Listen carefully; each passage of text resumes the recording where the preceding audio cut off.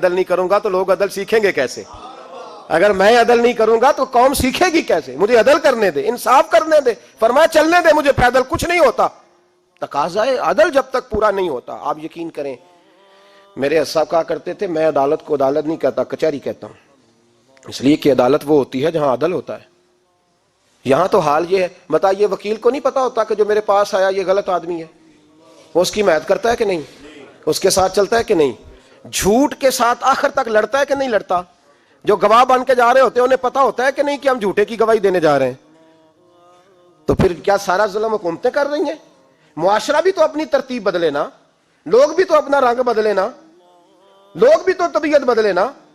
کون منتخب کرتا ہے انہیں ظالموں کو؟ عوام، اور پھر اس کے بعد شکوہ بھی عوام ہی کرتی ہے۔ خدا را تقاضے سمجھو، مزاج سمجھو، طبیعت سمجھو اسلام کی۔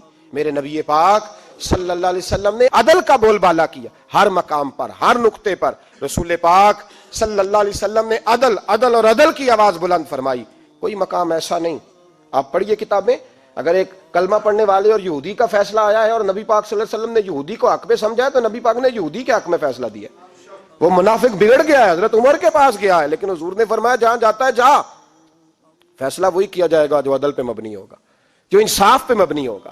ہماری طبیعتوں کے اندر سے وہ جو جس سٹیج پہ کوئی بیٹھا ہے وہ وہاں بڑا ہے، وہ جہاں بیٹھا ہے وہ سلطنت کا مہاراجہ ہے، وہ کہتا ہے نہیں نہیں میرے پاس سارا کچھ ہے، یہاں تو میں اختیارات استعمال کروں گا، وہ استعمال نہ ہوئے تو پھر دولت استعمال کروں گا۔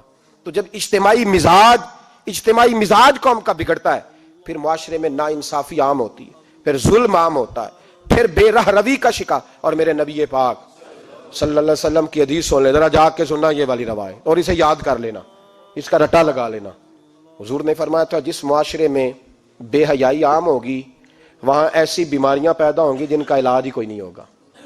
اور حضور نے فرمایا جس قوم کے اندر انصاف نہیں ہوگا وہاں قتل عام ہوگا۔ انصاف نہیں، جب تک مجرم کو سزا نہیں ملتی، جب تک مجرم کو سزا نہیں ملتی اتنی دیر تک لوگوں کے لیے وہ نشان عبرت نہیں بنتا، اتنی دیر تک لوگ باز نہیں آتے۔ یاد رکھیں جب انصاف ہوگا، عدل ہوگا، اور عدل کرنے والے جب عدل کریں گے اور انصاف کا دامن تھامیں گے، پہلی بات تو یہ ہے کہ ہم اپنے آپ سے ورا کریں بہت ساری چیزوں کو۔ ہم دیکھتے ہیں حکومت نے چھوٹی چھوٹی کمیٹیاں بنا دی ہیں مصالحتی کمیٹیوں کے لیے، بین المذاہب کمیٹیاں، بڑا کچھ بن گیا ہے، لیکن لوگ گروہ بندی کا شکار ہیں، گروہی تعصبات ہیں۔ دیکھتے ہیں کہ ہمارا ووٹ کس طرف ہے، ہمارا مزاج کس طرف ہے، اس رنگ میں ملت کا اجتماعی نقصان ہو جائے، شرازہ بکھر جائے۔ اور میں شروع میں کہہ چکا ہوں، امام حسن فرمایا کرتے تھے اگر غریب پر ظلم نہ روکا جائے گا تو وہ ظلم امیر کے دروازے تک بھی جائے گا۔ ایک وقت آئے گا کہ امیروں کے ساتھ بھی زیادتیاں ہونے لگیں، اس لیے کہ جب ظلم ہوتا ہے تو اس کی آگ بھی پورے معاشرے کو لپیٹ میں لیتی ہے، اور جب انصاف ہوتا ہے تو اس کی برکتیں بھی سارے معاشرے کو فائدہ دیتی ہیں۔ عدل انصاف ضروری امر ہے۔ حضرت عمر فاروق رضی اللہ تعالیٰ عنہ جناب زید بن ثابت رضی اللہ تعالیٰ عنہ کو خود قاضی بنایا تھا۔ حضرت زید بن ثابت کو قاضی خود بنایا، خود تعینات کیا۔ حضرت ابی بن کعب رضی اللہ تعالیٰ عنہ نے نا حضرت عمر پر مقدمہ کر دیا حضرت زید بن ثابت کی حکومت میں، خود حضرت عمر پر۔ جناب عمر جب پہنچے نا وہاں سب لوگ بیٹھے رہے، ایک شخص کہنے لگا تم اپنے امیر کے لیے کھڑے نہیں ہوئے، تو زید بن ثابت کہنے لگے چپ کر جا، ان پر مقدمہ ہے، وہ حساب دینے آئے ہیں، امیر المومنین بن کے نہیں آئے۔ سامنے کھڑا کیا تو گفتگو کے دوران کوئی ایسا موقع آیا کہ حضرت عمر کو قسم دینی پڑی، تو حضرت زید بن ثابت حضرت ابی بن کعب سے کہنے لگے یار لحاظ کر، وہ فاروق اعظم ہے، امیر المومنین ہے ہمارے، اور تو ان سے قسم کا مطالبہ کر رہا ہے۔ حضرت سیدنا فاروق اعظم کی طرفداری میں بات کی نا تو حضرت سیدنا عمر فرمانے لگے زید اس مقدمے کا فیصلہ کر لو اور اس کے بعد میں تمہیں معزول کر دوں گا، تم تو اہلیت ہی نہیں رکھتے۔ حضور کیا ہوا؟ فرمایا تم نے میری طرفداری کیوں کی، تم نے مجھے امیر المومنین کیوں کہا، تم نے کیوں میرے حق میں بات کی؟ اگر میں اور تو اس طرح کرنے لگیں گے تو امت کو عدل کون دے گا؟ اگر میرا اور تیرا یہ رنگ ہو جائے گا، کیوں تو نے مجھے امیر المومنین کہا؟ اس وقت میں اپنی صفائی دینے آیا ہوں، عمر بن خطاب سے زیادہ میرا کوئی تعارف نہیں ہونا چاہیے، کیوں تم نے یہ لفظ کہے؟ اور فرمایا اگر مجھ پر قسم آئے گی اور جو میرے اوپر لاگو ہوگا مجھے وہ کام کرنے کا تمہیں حکم کرنا چاہیے تھا۔ یہاں تو حال ہی کوئی نہیں، مزاج ہی کوئی نہیں۔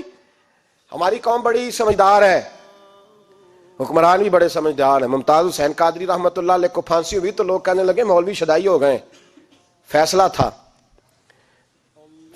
عدالت کا تو ماننا چاہیے تھا. ایک فیصلہ ایک پیپلز پارٹی کے سابقہ صدر کے بارے میں بھی عدالت نے دیا تھا, اور پھر آپ کی پارلیمنٹ نے اس فیصلے کو کنڈم کیا, مذمت کی, اور اٹھ کے کہا گیا کہ ہم مذمت کرتے ہیں, فیصلہ غلط تھا. جب حضرت ممتاز قادری کے حق میں فیصلہ آئے تو اس وقت لوگ بولتے ہیں, کہتے ہیں دیکھو جناب عدالت کا فیصلہ ہے اور مولوی کہہ رہے پھانسی نہ دو. اور جب ایک شخص پر, ایک عام آدمی پر فیصلہ آئے اور بڑی عدالت کرے اور وہ چوکوں چوراہوں میں کھڑا ہو کے کہے کہ ہم اس فیصلے کو نہیں مانتے, پھر کوئی آدمی نہیں بولتا. پھر کسی جگہ ہم نے کہا تھا بچ جا, تو رسول اللہ صلی اللہ علیہ وسلم کی ناموس والوں کا لحاظ کر, اللہ رسول تیرا خیال فرمائیں گے. لیکن یہاں عدل اور انصاف کے تقاضے بڑے عجیب ہیں. غریب کے حق میں فیصلہ اور ہے اور امیر کے حق میں فیصلہ اور ہے. چودھری صاحب پہ درخواست آ جائے تو ایس ایچ او صاحب ٹیلی فون کرتے ہیں, چودھری صاحب درخواست آئیے تو کی کرنا جے, کی کرنا تے تے اپلیکیشن آئیے لینی ہے کہ نہیں. اور اگر غریب آدمی بیچارہ ریڑی والا 4 بیٹیوں کا باپ ہے اور نہ وہ گدھا گاڑی پہ بیچتا ہے فروٹ, تو غلط کراسنگ کی وجہ سے مقدمہ ہو گیا ہے, تو چودھری کو ساتھ لے کے وہ گیا ہے, چونکہ 4 بیٹیاں نا اور کل اس کی ملکیت وہی 5000 تھا جس کا اس نے فروٹ خریدا تھا. چودھری بھی کرسی پہ, ایس ایچ او بھی کرسی پہ, اور غریب آدمی زمین پہ بیٹھا ہے, اور ایک زبان سے 32